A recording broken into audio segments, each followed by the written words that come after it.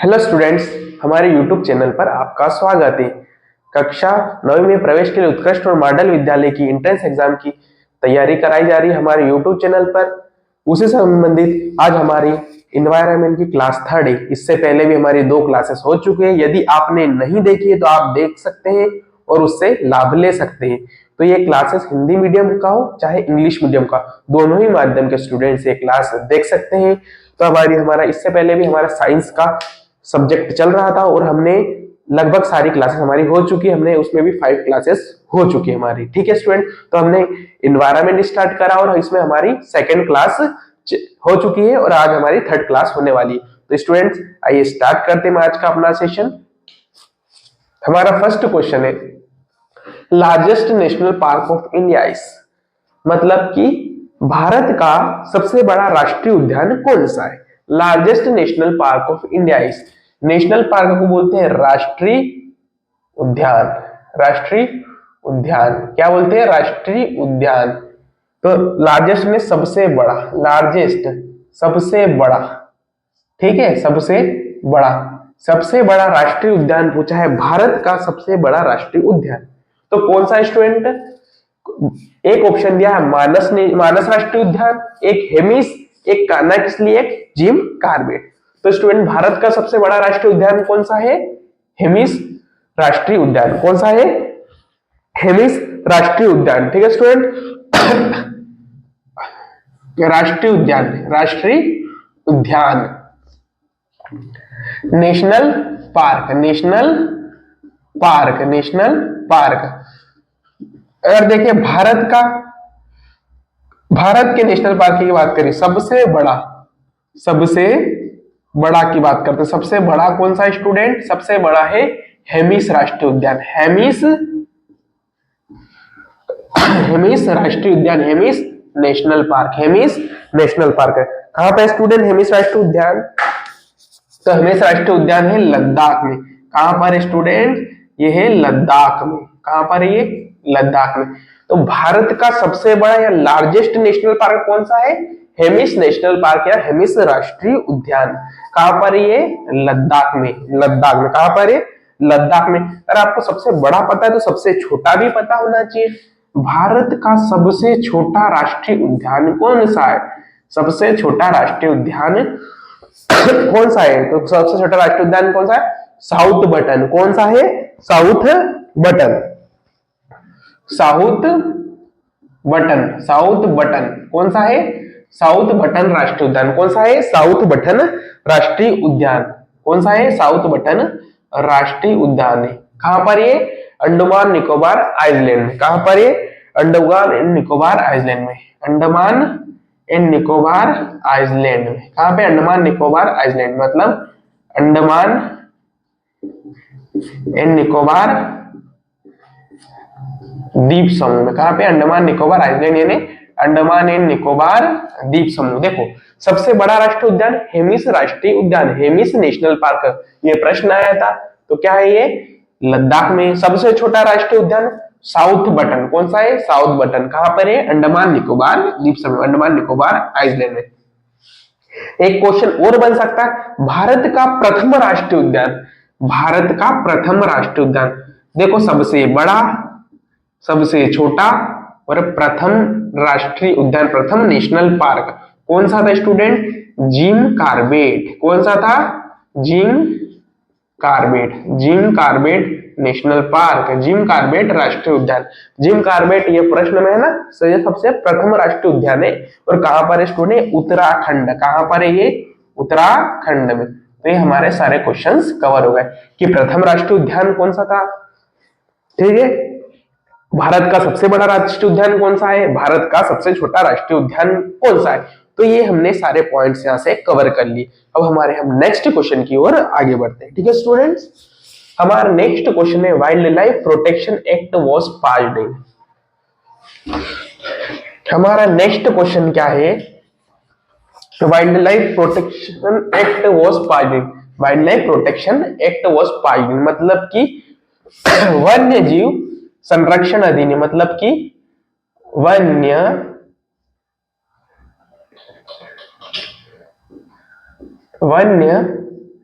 जीव संरक्षण संरक्षण अधिनियम, वन्य जीव संरक्षण अधिनियम, वन्य जीव संरक्षण अधिनियम, वाइल्ड लाइफ प्रोटेक्शन एक्ट।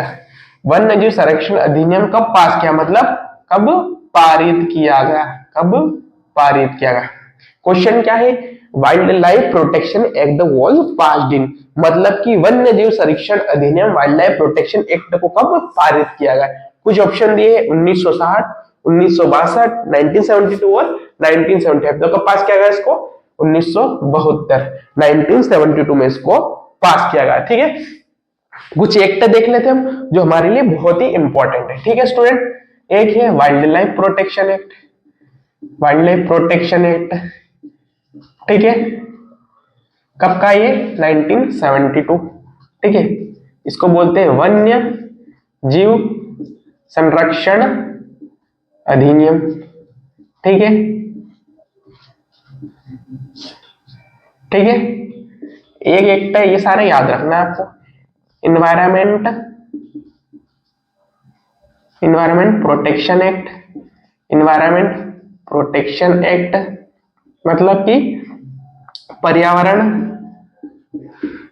संरक्षण अधिनियम, संरक्षण अधिनियम।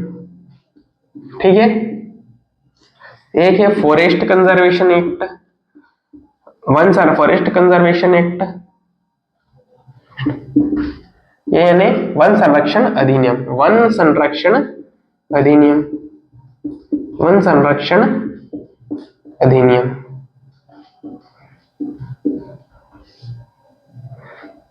वन संरक्षण अधिनियम। ठीक है स्टूडेंट्स, एक इंपॉर्टेंट है हमारे लिए biological diversity act, biological diversity act मतलब कि जैव विविधता अधिनियम, जैव विविधता अधिनियम। कुछ इन एक्ट को आप याद कर लीजिए। ठीक है, इन एक्ट्स को आप क्या कर लीजिए, याद कर लीजिए। तो इन्वायरमेंट प्रोटेक्शन एक्ट, पर्यावरण संरक्षण अधिनियम कब का ये, 1986। कब का ये, 1980 का। फॉरेस्ट कंजर्वेशन एक्ट कब का है, वन संरक्षण अधिनियम 1980 का। ये मतलब ये कब है, जब इनको पास किया गया था, पारित किया गया था, तब उनकी ये कब पारित किए थे, ये तब की डेट, तब का ईयर है। ठीक है, वन्यजीव संरक्षण अधिनियम कब पारित किया गया था, 1972 में। कब का है, 1972। इन्वायरमेंट प्रोटेक्शन एक्ट, पर्यावरण संरक्षण अधिनियम 1986। वन संरक्षण अधिनियम पारित किया गया था 1980, लेकिन इसको संशोधित कब किया गया था, 1988 में। ठीक है, मैंने आपको एक बार पढ़ा चुका हूं। ये पास्ड डेट है सबकी। ठीक है, ये पूछी जाती है, पास्ड ईयर है ना। संशोधित बहुत कम पूछा था। ठीक है, जैव विविधता अधिनियम कब का, ये 2002 का, 2002 का। ठीक है स्टूडेंट, ये इंपॉर्टेंट एक्ट थे। एक है air prevention and control of pollution, air prevention and control of pollution act, pollution act. ठीक है,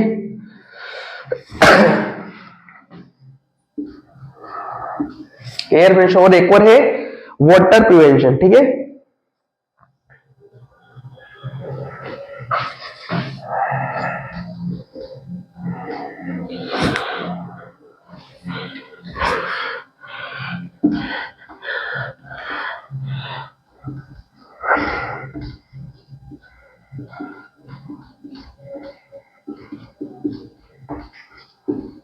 नियंत्रण अधिनियम। ठीक है,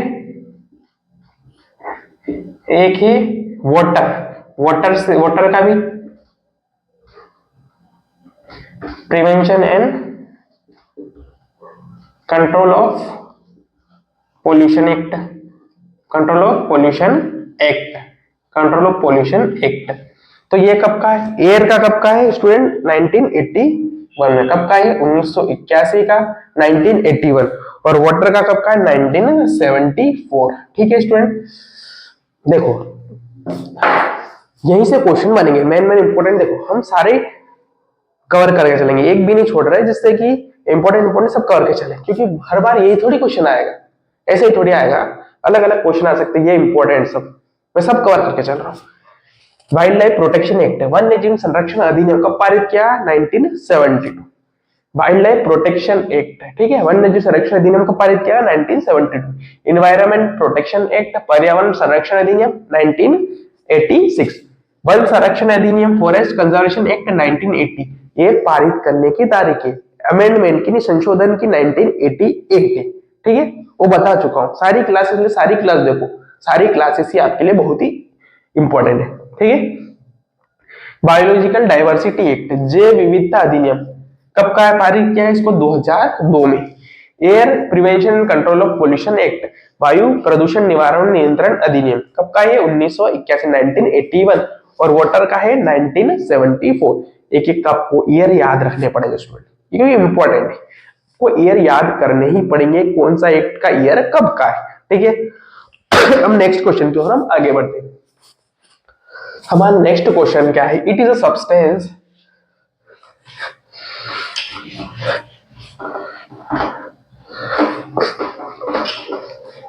क्या क्वेश्चन है? यह एक पदार्थ है जो कि ओजोन परत को क्या करती है? नुकसान पहुंचाती है, नष्ट करती है, ठीक है। यह एक पदार्थ है, क्या बोल रहा है? यह एक पदार्थ है जो ओजोन परत को क्या करती है? नष्ट करती है या नुकसान पहुंचाती, नष्ट या नुकसान करती है, किसको? ओजोन परत, ओजोन परत को, ओजोन परत को। तो हमको पदार्थ का नाम बताना है, कौन कौन सा सब्सटेंस है। एक सीएनजी, सीएनजी यानी कंप्रेस्ड नेचुरल गैस, ठीक है। एक एमआईसी मिथाइल आइसोसाइनेट, एक O3 ओजोन, और एक है सीएफसी क्लोरोफ्लोरोकार्बन। तो हमारा सही उत्तर क्या है? क्लोरोफ्लोरोकार्बन। क्या उत्तर है? क्लोरोफ्लोरोकार्बन। ये क्लोरोफ्लोरोकार्बन क्या substance that deplete ozone layer is called chlorofluorocarbon, है ना। कौन सा है main? Chlorofluorocarbon, CFC, chlorofluorocarbon, chlorofluorocarbon. Ozone layer को क्या करती है? ये डिप्लीट करती है, मतलब नुकसान पहुंचाती है और नष्ट करती है, ठीक है। ओजोन परत को नुकसान पहुंचाती है, नष्ट करती कौन सी? क्लोरोफ्लोरोकार्बन पदार्थ का, ठीक है। इसका यूज कहां किया जाता है? क्लोरोफ्लोरोकार्बन की बात करें, इसका यूज कहां किया जाता है? रेफ्रिजरेटर में। कहा? रेफ्रिजरेटर में, ठीक है। एसी में रेफ्रिजरेटर, रेफ्रिजरेटर, और एसी में भी इसका यूज किया था, रेफ्रिजरेटर में, एसी में, ठीक है स्टूडेंट्स। और देखो तो देखो, ये परत क्या करती है? ओजोन परत को क्या करती है? पतला करती है ना, ओजोन परत को पतला कर देती है ना। तो ओजोन परत हमने पढ़ा था, ओजोन परत क्यों इंपॉर्टेंट है? ओजोन परत क्या सूर्य से जो हानिकारक अल्ट्रावायलेट रेज निकलती है ना, उसको अवशोषित करती है ना। हानिकारक अल्ट्रावायलेट रेज को ओजोन परत क्या करती है? अब्जॉर्ब करती है, अवशोषित करती है, मैं आपको पढ़ा चुका हूं। लेकिन ये से ओजोन डिप्लेटिंग सब्सटेंस है, कुछ पदार्थ रहते हैं जो ओजोन परत को क्या करते हैं? नुकसान पहुंचाते हैं, उनमें से ही ये नष्ट करते हैं, नुकसान पहुंचाते हैं, उनमें से ही एक ये पदार्थ है क्लोरोफ्लोरोकार्बन। ये क्या करता है? ओजोन परत को पतला कर देता है, और जिससे क्या पतला कर देता है और नुकसान पहुंचाती है, जिससे क्या जो अल्ट्रावायलेट रेस क्या हम तक पहुंचती है और हमारे को अलग अलग बीमारियों के कारण बन सकती है। इसी के कारण ओजोन में क्या हो गया? होल हो गया, ओजोन परत में क्या होल भी हो चुका है, ठीक है। आया समझ में आपको? देखते हैं, ये है ओजोन डिप्लीटिंग सब्सटेंस। ओजोन परत को नुकसान पहुंचाती कौन है? क्लोरोफ्लोरोकार्बन। ये काय का यूज किसका? रेफ्रिजरेटर में यूज किया था, एसी में भी यूज किया था। तो कुछ एक दो और पदार्थ आपको मैं लिखवा देता हूं, जो भी वो भी आपके लिए इंपॉर्टेंट है, ठीक है। इसका उपयोग स्प्रे में भी किया था, स्प्रे में भी किया था, कब उपयोग किया था? स्प्रे में भी किया जाता है, ठीक है। स्प्रे में भी किया था, एरोसोल, ठीक है, एरोसोल स्प्रे में भी किया जाता है। और इसके अलावा और कौन कौन से पदार्थ है जो ओजोन परत को डिप्लीट करते हैं? इसके अलावा देखो सीएफसी, क्लोरोफ्लोरोकार्बन, सब्सटेंस दैट, ये तो आपको याद रखना ही है, इसको बिल्कुल नहीं भूलना। यही प्रश्न आता है, ओजोन परत को कौन नुकसान पहुंचाता है, कौन नष्ट करता है? Chlorofluorocarbon, most important question. इसके अलावा मैं दो तीन पदार्थ और आपको बता देता हूं, जिससे आपको कभी all of the above question आएगा, उसमें दिक्कत नहीं आए। Substance that deplete ozone layer, ठीक है। एक तो आपको ये तो याद रखना, इसको भूलना ही नहीं है क्लोरोफ्लोरोकार्बन को, ठीक है। एक CCl4, ये तो आपको भूलना ही नहीं। इसके अलावा CCl4 यानी कार्बन टेट्राक्लोराइड, ठीक है। इसके अलावा हेलोन, ठीक है। इसके अलावा हाइड्रोक्लोरोफ्लोरोकार्बन है ना, एक मिथाइल क्लोरोफॉर्म और मिथाइल ब्रोमाइड।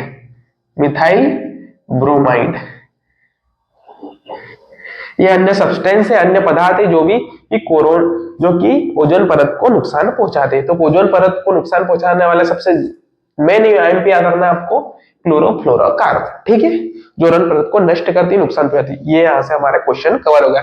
अदर इसके अलावा CCl4 है, कार्बन टेट्राक्लोराइड, हेलोन है, मिथाइल क्लोरोफॉर्म, मिथाइल ब्रोमाइड, ये अन्य पदार्थ भी आते हैं, ठीक है। तो आपको ये तो याद रखना है, इसको बिल्कुल भी नहीं भूलना है, यही क्वेश्चन आएगा मेरे, ठीक है। नेक्स्ट क्वेश्चन है हमारा, विच of the following is not abiotic factor in the environment, है ना। निम्नलिखित में से कौन सा अजैविक कारक नहीं है, अजैविक कारक नहीं है, ठीक है। कुछ ऑप्शन दिया है, पानी,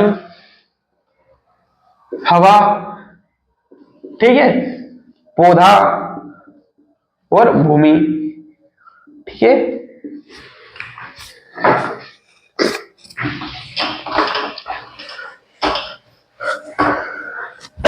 विच of the following is not abiotic factor in the environment, कौन सा अजैविक कारक नहीं है। क्या है, एक वाटर, एक एयर, प्लांट और लैंड। देखो मैं आपको एक बार पढ़ा चुका हूं ये कौन सा अजैविक कारक नहीं है। पिछली क्लास देखोगे आप तो आपको इजीली आप आंसर ढूंढ पाओगे, ठीक है। एक इकोसिस्टम यानी कि पारिस्थितिकी तंत्र के दो घटक या कंपोनेंट है, टू कंपोनेंट है, ठीक है। दो घटक, मैं जल्दी में बता रहा हूं क्योंकि मैं आपको बहुत अच्छे से एक्सप्लेन कर चुका हूं। एक होता है बायोटिक, एक होता है एबायोटिक, ये यानी कि जैविक, ये होता है अजैविक, ठीक है। अब बायोटिक मतलब जैविक, जो भी लिविंग कंपोनेंट है, जैविक घटक कौन कौन से आते हैं इसमें, एक तो प्लांट, एनिमल और माइक्रोब्स मतलब कि पौधे, जानवर और सूक्ष्म जीव। सब इतना हिंदी में नहीं लिख रहा हूं क्योंकि मैंने अच्छे से एक्सप्लेन कर चुका हूं एक बार, पिछली क्लास आप जाके देख सकते हो। Plant, animal, microbes. अब बायोटिक में कौन कौन से आते हैं, लैंड हो गया, सोइल,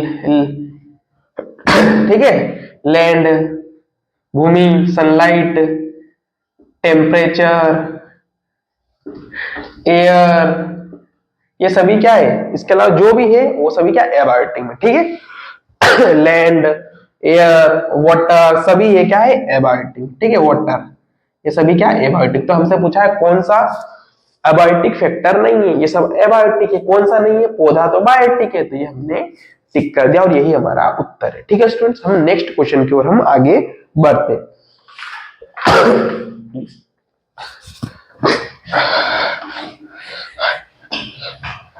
ठीक है।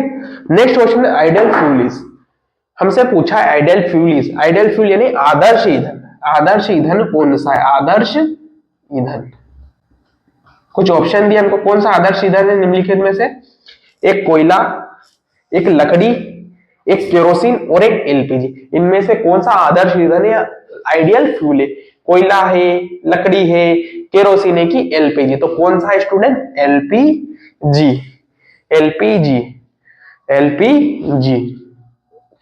Ideal fuel.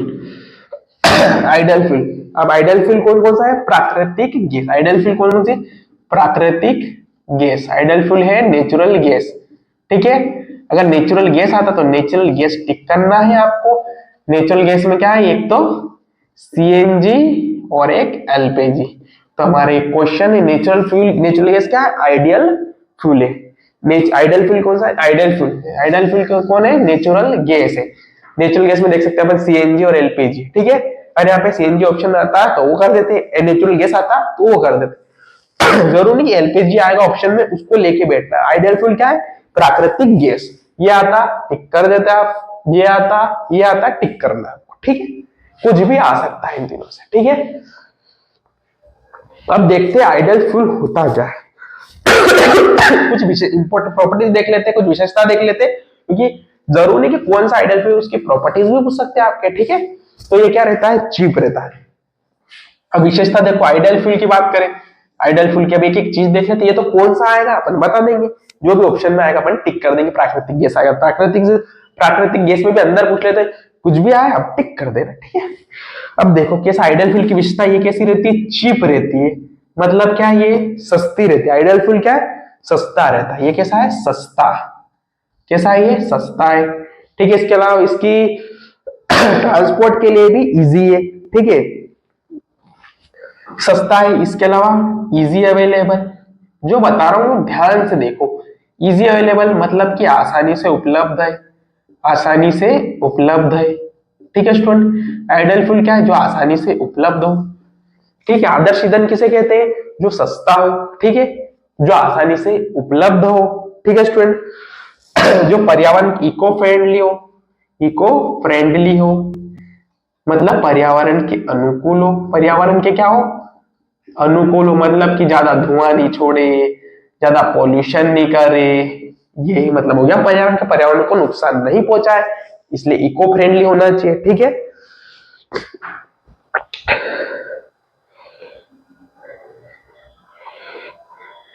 ठीक है। इसका भंडारण व परिवहन आसान आसान होना चाहिए, जो मतलब स्टोरेज एंड ट्रांसपोर्ट कैसा होना चाहिए? इजी होना चाहिए, ट्रांसपोर्ट इजी होना चाहिए, आसान एंड सेफ रहना चाहिए, मतलब आसान व सुरक्षित होना चाहिए, आसान व सुरक्षित होना चाहिए। एक एक चीज आपको ध्यान रखनी है। इसकी कैसे कैलोरीफिक वैल्यू हाई होनी चाहिए, हाई कैलोरीफिक वैल्यू होती है। इसकी कैलोरीफिक वैल्यू क्या होती है? आदर्श high calorific value, calorific value मतलब उच्च कैलोरी मान।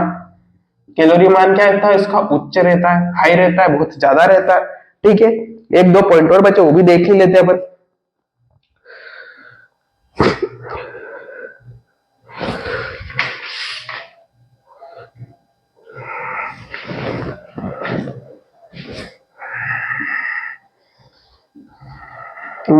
मॉडरेट इसका ignition temperature, moderate ignition temperature, ठीक है। इग्निशन टेम्परेचर किसका ऐसा रहता है? इसका मॉडरेट रहता है।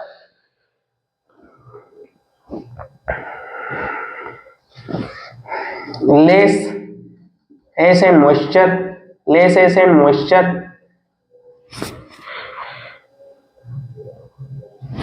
मतलब कि जलने पर कम राख व नमी, कम राख व नमी, बस इतना आपको याद करना है, ठीक है। इतना ध्यान रख लेना, ठीक है। तो आइडिया जो आदर्श ईंधन के एक सस्ता रहता है, ठीक है, आसानी से उपलब्ध रहता है, पर्यावरण के अनुकूल रहता है, ठीक है। पर्यावरण के अनुकूल मतलब पर्यावरण को नुकसान ना पहुंचाए, आसानी से उपलब्ध और सस्ता रहता है, ठीक है। जो आसानी से उपलब्ध हो, सस्ता हो, पर्यावरण के अनुकूल हो, भंडार और परिवहन इसका आसान हो, मतलब स्टोरेज एंड ट्रांसपोर्ट के साथ इसका इजी, सेफ हो, सुरक्षित हो।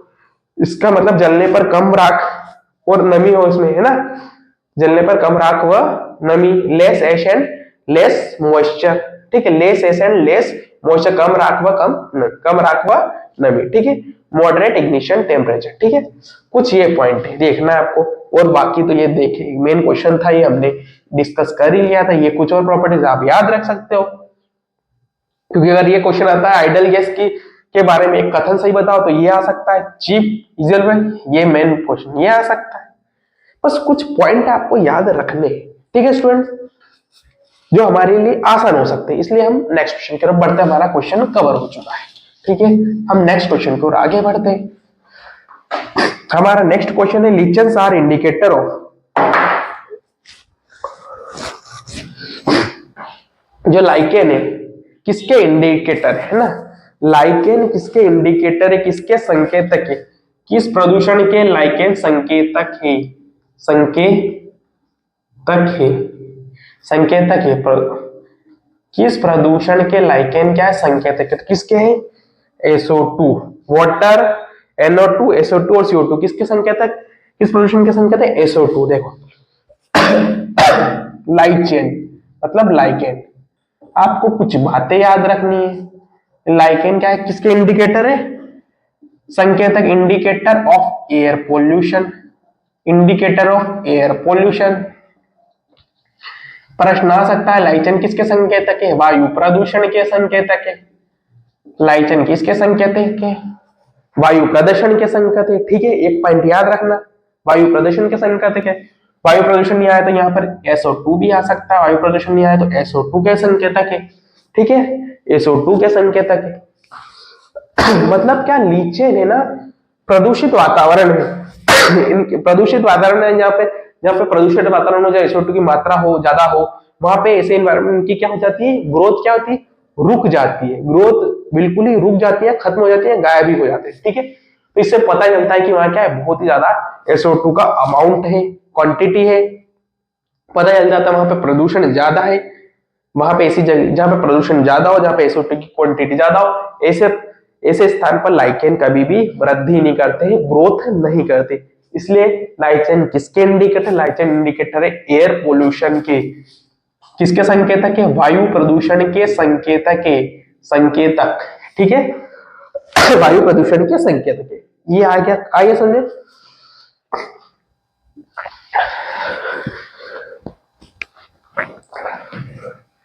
ठीक है, ये तो आपको यहां से हो गया, एक प्रश्न यहां से हो गया। एक प्रश्न और देखते हैं, लाइचेन किसका एग्जांपल है, सिम्बायोटिक एसोसिएशन है, सिम्बायोटिक एसोसिएशन है, मतलब कि सहजीवी संबंध है, लाइचेन सहजीवी संबंध है।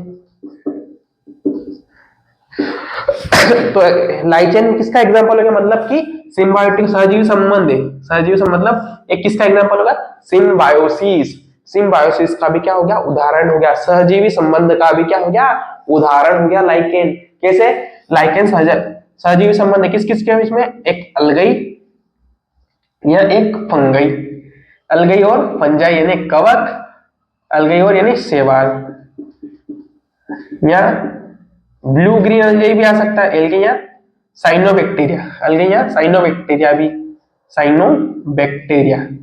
ठीक है, साइनोबैक्टीरिया, अलगई, साइनोबैक्टीरिया, अलगई, या फिर साइनोबैक्टीरिया को बोलते हैं ब्लू ग्रीन अलगई। अलगई और फंजाई के बीच में क्या है, सहजीवी संबंध है।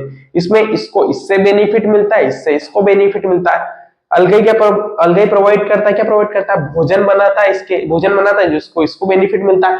और ये क्या बोलता है, शेल्टर, आवास, ये इसको आवास देता है। ठीक है, तो इस तरह से एक दूसरे को इन दोनों से बेनिफिट मिलता है, इसलिए सहजीवी संबंध का भी उदाहरण है, लाइकेन सिम्बायोसिस का उदाहरण है, और एक इंडिकेटर है एयर पोल्यूशन का, वायु प्रदूषण का। ठीक है, हमने अच्छे से समझा, लाइकेन एक तो इंडिकेटर है वायु प्रदूषण का, इंडिकेटर ऑफ एयर पोल्यूशन, और लाइचेन है सहजीवी संबंध है। ठीक है, किसके बीच में, अलगई और फंजाई, शैवाल और कवक के बीच में क्या है, ये सहजीवी संबंध है। ठीक है, हम नेक्स्ट क्वेश्चन की ओर स्टूडेंट्स आगे बढ़ते हैं। ठीक है स्टूडेंट, हम नेक्स्ट क्वेश्चन की ओर आगे बढ़ते हैं। तुम्हारा क्वेश्चन क्या student, what is the number of Vedas. ठीक है, what is the number of Vedas, Vedas का नंबर क्या, वेदास की संख्या पूछी है, 1, B2, C3, D4। ठीक है, वेद की संख्या पूछी है, वेदों की संख्या पूछी है, वेदों की क्या पूछी हमसे, संख्या पूछी। तो कितनी, 1 2 3 4, तो कितनी वेदों की संख्या स्टूडेंट, वेदों की संख्या है 4। कितनी वेदों की संख्या, 4। ठीक है, हम देख लेते कौन कौन सी है, वेद, वेद कितने हैं, 4, कितने हैं, 4। कौन कौन से, एक ऋग्वेद, ऋग्वेद, ठीक है, फिर एक है यजुर्वेद, यजुर्वेद, ठीक है,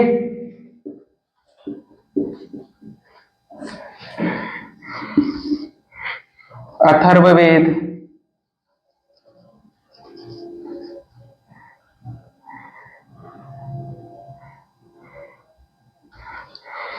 ऋग्वेद, यजुर्वेद, सामवेद, और एक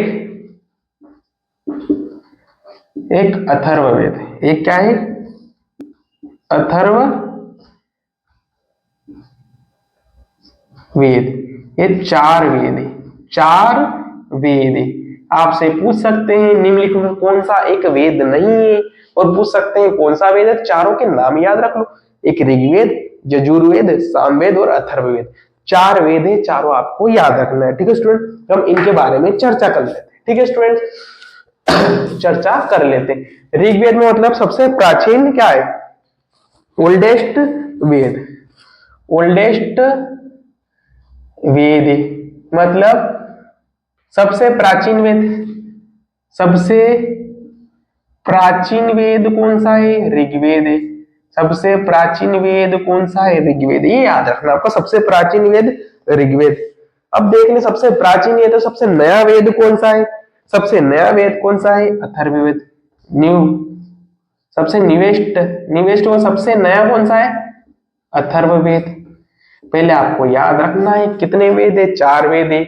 सबसे प्राचीन कौन सा है? ऋग्वेद। सबसे नया कौन सा है? अथर्ववेद।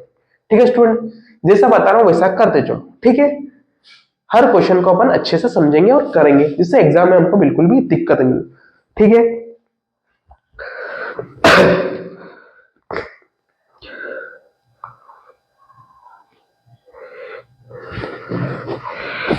देखो यजुर्वेद का संबंध किससे? रिचुअल से। रिचुअल से इसका संबंध किससे? रिचुअल से मतलब अनुष्ठान। किससे संबंध इसका? अनुष्ठान। अनुष्ठान, ठीक है, अनुष्ठान और संस्कार से, अनुष्ठान या संस्कार से संबंधित है। इसका किसका संबंध है? अनुष्ठान और संस्कार से क्या है? संबंध है। ठीक है, अनुष्ठान और मतलब कि संस्कार से इसका क्या है? संबंध है। और किससे संबंध है इसका? यज्ञ कर्म कांडों से। ठीक है, और किससे संबंध इसका? सेक्रीफाइसेस से। किससे? सेक्रीफाइसेस से। यज्ञ व कर्मकांडों से संबंध इसका। यज्ञ व कर्मकांडों से किसके संबंध है? यजुर्वेद का। ठीक है, सामवेद का संबंध देखें तो मेलोडी से। किससे है? मेलोडीज से। मेलोडीज से कह सकते मतलब कि धुने या सुर से, मतलब एक तरीके से कह सकते हैं किससे संबंध इसका? संगीत से। संबंध किससे इसका? संगीत यानी कि म्यूजिक से संबंध है। किससे संबंध इसका? म्यूजिक से संबंध है। ठीक है स्टूडेंट, इसका संबंध किससे है? अथर्ववेद का मेडिसिन से संबंध है। मेडिसिन से संबंध है। किससे संबंध है इसका? मेडिसिन से संबंध है, याद रखना है। संगीत का संबंध सामवेद से, मेडिसिन दवाई का संबंध अथर्ववेद से, अनुष्ठान यज्ञ कर्मकांड ये सब करते हैं इसका संबंध है यजुर्वेद से। ठीक है, यजुर्वेद। ठीक है, इसके अलावा आपको याद रख गायत्री मंत्र के बारे में किसमें लिखा गया? गायत्री मंत्र किसमें? ऋग्वेद में। गायत्री मंत्र किसमें? ऋग्वेद में गायत्री मंत्र है। ठीक है, इसमें कितने? ऋग्वेद में क्या है? 1028 क्या है? हाइम्स है, मतलब कि ऋचाएं। ऋचाएं 1028 क्या है? इसमें ऋचाएं। ठीक है, ये बात आपको याद रखनी है। ऋग्वेद में कितने मंडल है? 10 मंडल है। ऋग्वेद में कितने मंडल है? 10 मंडल है। मतलब ऋग्वेद को 10 मंडल में विभाजित। कितने मंडल है ऋग्वेद में? 10 मंडल है। ठीक है, इसमें क्या देवताओं और सृष्टि के रहस्यों का वर्णन किसमें? देवताओं और सृष्टि के रहस्यों का वर्णन भी किसमें मिलता है? ऋग्वेद में मिलता है। और एक क्वेश्चन और आ भी चुका है एग्जाम में, डिस्क्रिप्शन ऑफ एस्ट्रोलॉजी, है ना? डिस्क्रिप्शन ऑफ एस्ट्रोलॉजी मतलब कि ज्योतिष शास्त्र का वर्णन। ज्योतिष शास्त्र का वर्णन, ज्योतिष शास्त्र का वर्णन भी किसमें मिलता है? ऋग्वेद में। ठीक है स्टूडेंट, ऋग्वेद सारे अपन ने क्वेश्चन कवर कर लिए, यहीं से आएंगे। ऋग्वेद में ओल्ड सबसे प्राचीन वेद है। ज्योतिष शास्त्र का वर्णन भी किसमें मिलता है? ऋग्वेद में मिलता है। ऋग्वेद में 1028 है, मैंने ऋचा है। 10 मंडल है ऋग्वेद में, और गायत्री मंत्र भी काय में है? ऋग्वेद में। यजुर्वेद से याद रखना, इसमें इसका संबंध है रिचुअल्स यानी संस्कार अनुष्ठान, यज्ञ व कर्मकांड यानी सेक्रीफाइसेस से। सामवेद का संबंध है संगीत म्यूजिक से, सुर धुन उनसे। अथर्ववेद का संबंध है दवाई से, मेडिसिन से, और ये सबसे निवेष्ट वेद है। ठीक है, हम नेक्स्ट क्वेश्चन की ओर हम आगे बढ़ते हैं। ठीक है स्टूडेंट, कुछ क्वेश्चन और है, हम उसको भी डिस्कस कर लेते हैं। ठीक है, who is called man of trees, man of trees in India. ठीक है,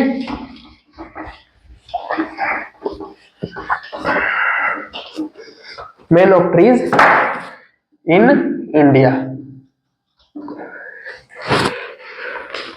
ये ऑप्शन दिया है सुंदरलाल भगुना, सुंदरलाल भगुना। एक ऑप्शन दिया है हमारे पास कैलाश साकला। ठीक है, एक ऑप्शन दिया है सलीम अली, सलीम अली। ठीक है, और एक ऑप्शन दिया हमारे पास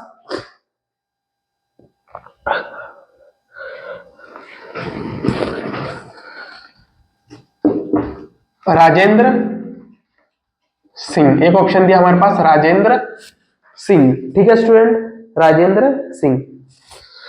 देखो, किसको man of trees in India है ना, भारत में मैन ऑफ ट्रीज है, मैन ऑफ ट्रीज वृक्षों का आदमी, वृक्षों का आदमी किसको कहा गया, वृक्षों का आदमी, या man of trees in India वृक्षों का आदमी, या फिर कह सकते हैं वन मित्र भी कह सकते हैं। वन मित्र किसको कहा गया, अब यूं वृक्षों का आदमी है ना, वृक्ष मित्र आ जाए, वृक्षों का आदमी या वृक्ष मित्र में आ जाए, मतलब ट्री फ्रेंड भी आ जाए, तो किसको कहा गया, वो सुंदरलाल भगुना, कैलाश साकला, सलीम अली, राजेंद्र, किसको क्या कहा, सुंदरलाल भगुना को कहा गया, सुंदरलाल भगुना, सुंदरलाल भगुना को क्या कहा है, वृक्षों का आदमी या वृक्ष मित्र, या फिर ऐसा आ जाए वृक्ष मित्र किसको कहा गया।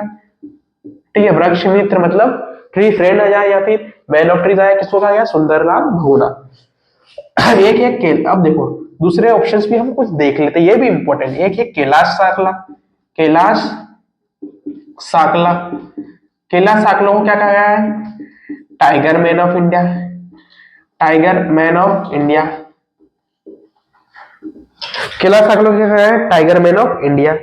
ठीक है, सलीम अली, सलीम अली को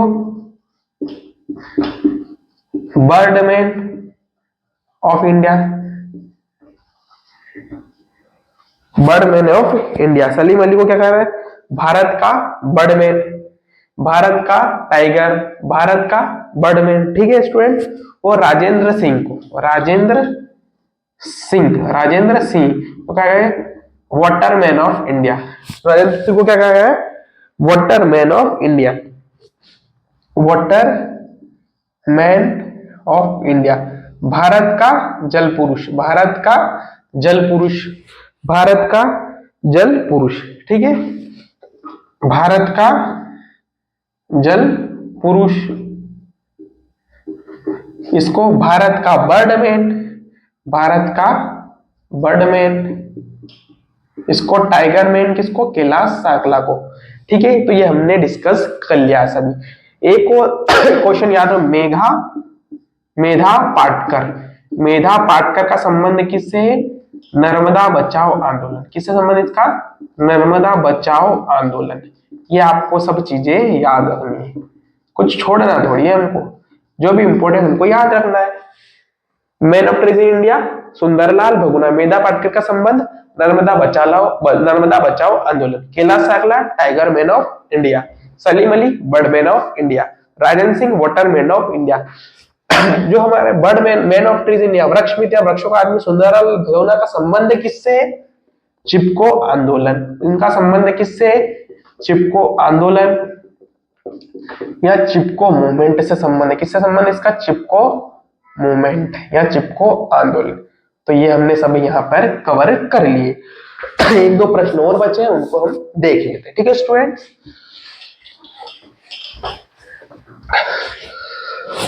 हमारा नेक्स्ट क्वेश्चन है, next, which of the following object is which of the following object is opaque to light। ठीक है, कुछ ऑप्शन दिया हमको, एक प्योर वाटर, एक ग्लास, एक ऑप्शन दिया एयर, एक ऑप्शन दिया है वाटर, एक ऑप्शन दिया वुड। ठीक है, which of the following object is opaque to light, मतलब लाइट के क्या ओपेक है, मतलब ओपेक नहीं समझ जाओ आंसर आपके पास, एक होता है ट्रांसपेरेंट, एक ओपेक। ओपेक होता है अपारदर्शी, एक होता है ट्रांसपेरेंट भी होता है, एक ओपेक ट्रांसपेरेंट नहीं होता, पारदर्शी। देखो ये इन दोनों के हिंदी मतलब समझ जाओ, आप आंसर दे दोगे। ठीक है, एक ओपेक ने अपारदर्शी होता है, अपारदर्शी मतलब जो लाइट को अपने में से पास नहीं होने दे, अपारदर्शी। देखो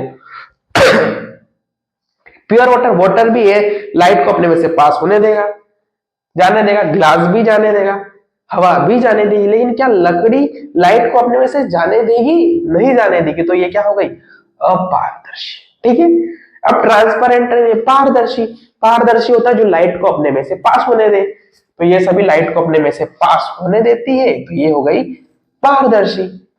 इससे आप समझ सकते हो, बस ध्यान रखना, ओपेक यानी होता है अपारदर्शी यानी जो लाइट को अपने में से पास नहीं होने दे, पारदर्शी यानी जो लाइट को अपने में से पास होने दे। बहुत ही आसानी से मैंने समझा दिया आपको, आप आंसर कर सकते हो। अब हम नेक्स्ट क्वेश्चन की ओर आगे बढ़ते हैं।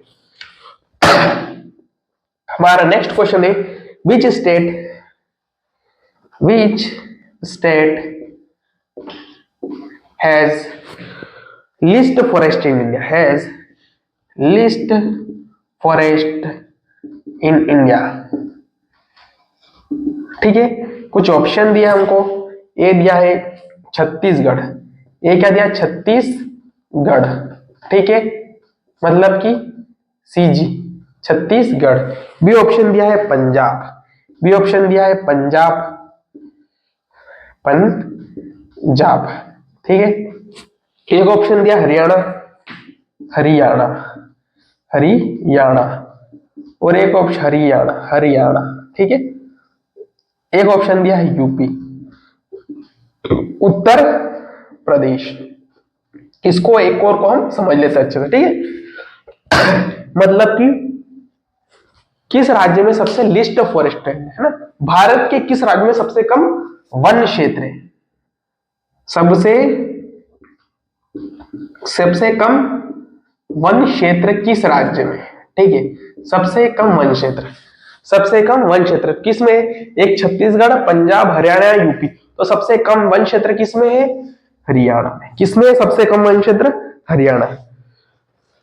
देखो कुछ चीज याद रखो, लिस्ट फॉरेस्ट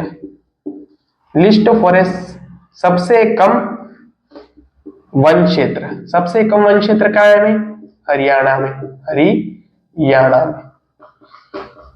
सबसे हाईएस्ट फॉरेस्ट सबसे ज्यादा वन क्षेत्र कहां पे? ये एमपी। कहां पे? ये एमपी यानी कि मध्य प्रदेश में। और प्रतिशत के हिसाब से देखो, ये तो याद हो गया आपको, सबसे कम सबसे ज्यादा, ये कवर हो गया आपका राज्य। स्टेट की बात करी यहां पे मैंने, स्टेट, राज्य की बात करी। ठीक है, अब देखो ये क्षेत्रफल के हिसाब से बात की, अब प्रतिशत वाइज नहीं, प्रतिशत के अनुसार सबसे ज्यादा वन क्षेत्र हाईएस्ट फॉरेस्ट। क्या लिखा है मैंने? हाईएस्ट सबसे ज्यादा वन क्षेत्र एमपी में है, क्वेश्चन के हिसाब से लिस्ट फॉरेस्ट, लेकिन परसेंटेज नहीं दिया है इसमें। परसेंटेज आ गया तो आंसर चेंज। क्या? मिजोरम। ये सभी किसकी बात करी? राज्य की बात करी, घोट लेना, राज्य की बात करिए, राज्य की बात करिए, ठीक है। लेकिन अगर उसमें राज्य नहीं दिया हो, ये तो देखो इसमें तो यही है, इसमें तो यही है और इसमें ये है, इसकी याद रखना आप। इसमें ये है परसेंटेज वाइज सबसे ज्यादा मिजोरम है, लेकिन अगर उसमें नहीं दिया है, अगर स्टेट या नहीं दिया है ना, अगर यू तो सबसे ज्यादा किसका है, लक्षद्वीप का। परसेंटेज वाइज सबसे ज्यादा किसका है, लक्षद्वीप, परसेंटेज वाइज हाईएस्ट, ठीक है। लेकिन लक्षद्वीप क्या है, यूटी है, केंद्र शासित प्रदेश है। देखो एक बार और समझाते हैं अच्छे से, कब टिक करना है। देखो आपसे सबसे कम पूछे लिस्ट फॉरेस्ट पूछे, सबसे कम वन क्षेत्र किसका, हरियाणा, गांठ बांध लो, सबसे कम वन क्षेत्र हरियाणा, सबसे ज्यादा वन क्षेत्र एमपी। राज्य में पूछा सबसे कम सबसे ज्यादा पूछे, बस सिंपल सा पूछे, परसेंटेज कुछ नहीं दे, सिंपल सा पूछे, list forest Haryana, highest forest MP, सबसे ज्यादा एमपी, सबसे कम हरियाणा, बस इतना दे। लेकिन जहां प्रतिशत दे दे प्रतिशत वाइज, तो सबसे ज्यादा मिजोरम, मिजोरम। लेकिन ऑप्शन में अगर लक्षद्वीप है तो लक्षद्वीप है, और स्टेट में दिया लक्षद्वीप है तो लक्षद्वीप को टिक कर दो, क्योंकि ये यूटी है और परसेंटेज वाइज सबसे ज्यादा लक्षद्वीप है। परसेंटेज वाइज सबसे ज्यादा कौन सा है, सबसे ज्यादा वन क्षेत्र लक्षद्वीप में। लक्षद्वीप क्या, केंद्र शासित प्रदेश है। अगर लक्षद्वीप नहीं आ रहा तो आपको इसी को टिक करना है, स्टेट में मिजोरम है। ठीक है स्टूडेंट्स, यार हमने बहुत ही बेहतर तरीके से समझ लिया। आज की हमारी क्लास यहीं पे एंड होती है। आज हमने पर्यावरण की थर्ड क्लास देखी और बहुत ही अच्छे से बारीकी से एक एक चीज को हमने समझा। तो स्टूडेंट्स हम मिलते हैं हमारी नेक्स्ट क्लास, फोर्थ क्लास में। क्लास एंड करने से पहले मैं आपको बता देता हूं तो आपको तैयारी कैसे करनी है। कॉपी बना लो और नोट्स बनाते हो, रिवाइजन करते रहो, क्योंकि अगर आप ये क्लास नहीं देखोगे तो आपको फायदा नहीं हो पाएगा। आप कॉपी भी बनानी पड़ेगी, आपको क्लास देख लो तो कॉपी बनाओ, उसका रिवीजन करो बार बार। मैं क्यों कह रहा हूं, देखो आप प्रीवियस ईयर के चक्कर में पड़ोगे, केवल प्रीवियस ईयर कर लो, वहां से आपको इतना बेनिफिट नहीं मिलेगा प्रीवियस ईयर से। बताऊं क्यों, क्योंकि प्रीवियस ईयर में तो आप एक क्वेश्चन कर दोगे और याद करके आगे बढ़ जाओगे। लेकिन क्या हर बार वही क्वेश्चन आता है क्या, नहीं आता है ना, उससे इसलिए सारा थोड़ा उसके आज डिटेल से पढ़ो जिससे आपको फायदा हो। हमारी क्लासेस में आपको बहुत डेप्थ में इंपॉर्टेंट और बहुत ही अच्छे से आपको एक एक चीज समझाई जा रही है। तो यहाँ से अधिकतर प्रश्न यहीं से आने वाले स्टूडेंट। तो आपको कुछ नहीं करना है, आप जब भी कॉपी बना रहे हो आपको नोट्स बनाने और उसको बार बार रिवीजन करना है। जितनी भी क्लासेस हमारे यूट्यूब चैनल पर अपलोड हो रही है उनको देखना है, क्योंकि एक भी नहीं छोड़ना है आपको। हर क्लास आपके लिए बहुत ही इंपॉर्टेंट होने वाली, ठीक है स्टूडेंट। और हम आपका सिलेबस बिल्कुल टाइम पे करा देंगे। और 30 तारीख के बाद जब एग्जाम होने वाली रहेगी उसके बाद तो हम केवल प्रीवियस ईयर की क्लास भी आपको प्रोवाइड कर देंगे, तो जिससे आपको बिल्कुल भी दिक्कत नहीं आएगी। 2-3-4-5 प्रीवियस ईयर के पेपर्स आपको सॉल्व करा देंगे एग्जाम से पहले। लेकिन अभी प्रीवियस ईयर के पेपर में चक्कर में न पढ़ने की बजाय आप थोड़ा सा क्या कर लो, जो तैयारी है मैं करा रहा हूँ उस पर ध्यान दे लीजिए। तो यदि आपके पास ये वीडियो पहुंचता है मेरा, तो आप एक वीडियो पूरा देखिए, तब उससे आपको पता चल जाए कि आप किस लेवल की तैयारी कर रहे हैं और ये वीडियो हमारे सिलेक्शन के लिए कितना जरूरी है। तो हम मिलते हैं नेक्स्ट क्लास में। जय हिंद, जय भारत।